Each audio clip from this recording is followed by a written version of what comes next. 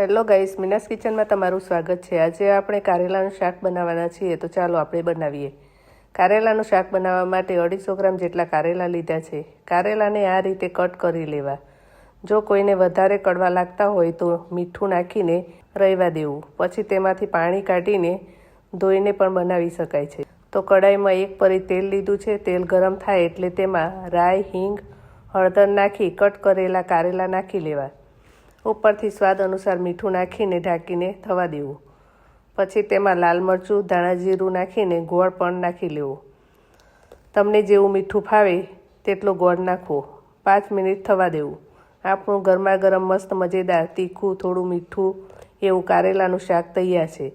તેને રોટલી ભાખરી સાથે ખાવાની ખૂબ જ મજા આવે છે। જો તમને આ વિડીયો ગમે હોય તો વિડીયોને લાઇક કરો, શેર કરો અને ચેનલને સબસ્ક્રાઈબ કરો। મળીશું એક નવી રેસીપી સાથે। ત્યાં સુધી બાય બાય, થેન્ક યુ।